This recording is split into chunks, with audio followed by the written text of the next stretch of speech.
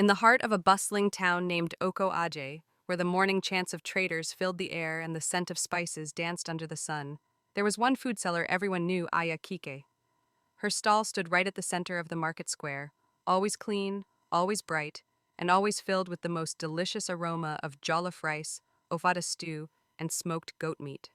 People came from far and wide to taste her food. It was said that a single spoonful could heal a broken heart. But no one knew where Iya Kiki came from. She had no husband, no children, and no family. Only her food. And something else. Something dark. When Iya Kike first arrived in Oko Aje, her stall was just a small wooden table. Her head tie was faded and her voice soft. But once she cooked, the whole market paused. Her food had a flavor that seemed not of this world. Within weeks, she outsold every other food vendor. Soon her table became a canopy, her canopy a concrete shop. Money flowed. She wore the brightest lace, gold bangles jingled on her wrists, and she never ran out of ingredients, even during scarcity. But behind her bright smile, her eyes held shadows. Children began to whisper that they saw Aya Kike speaking to an invisible person behind her shop at night. A goat disappeared here, a hen vanished there, and no one ever saw her buy meat. One young boy, Tunde, swore he saw her pour palm oil into a clay pot that whispered back. He told his mother, who laughed it off. "Too much folk tale in your head," she said. But the truth was, Iakik's success had come at a price, a dark place. One night, an old priest, Baba Odu, visited the town. He asked for food from every seller, but when he reached Iakike's stall, he stopped. His eyes narrowed. He sniffed the air. "This food," he said, "carries the breath of the forest, the kind that feeds more than the belly." Iakike smiled tightly. "Old man, eat and be full." But Baba Odu refused. That night he went into the forest, where he called upon Orunmila, the spirit of wisdom. He cast cowries, and the spirits whispered back, "She feeds the hungry." But the hunger of the spirits feeds her back. He returned to the market the next morning and confronted her. "You made a pact, woman. What did you offer in exchange for your pot of wonders?" She hissed like a snake. Her smile faded.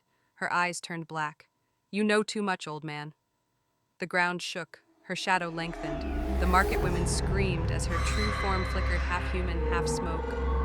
Years ago, Iakike had lost everything in a fire: her family, her home, her identity. As she wandered the forests near Oyo, a voice called to her from an ancient tree. "I can make you rich," the voice said. "Your food will be craved by kings, but you must feed me." Desperate, she agreed. From that day, she cooked with an unseen hand guiding her. The meat she used never spoiled, the spices never ran dry. But every new moon, she had to offer something, a piece of herself, or someone else. Baba Odu, with the help of the market elders, prepared a ritual. They mixed salt, palm oil, and sacred chalk. They placed it around her shop.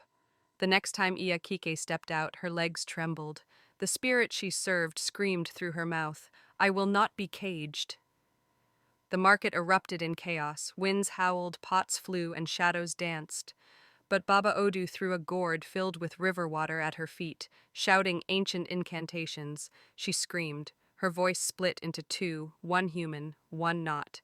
The spirit uncoiled from her body like smoke from fire and disappeared into the earth. Iya Kike collapsed. Her beautiful clothes turned to rags. Her food turned to ash. The once busy shop stood silent. When she awoke, she wept. "I was hungry. I was alone. I only wanted to survive." The town forgave but never forgot.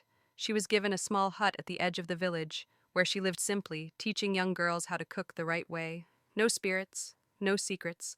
They say today that food cooked with greed leaves the tongue bitter, but food made with love feeds both body and soul.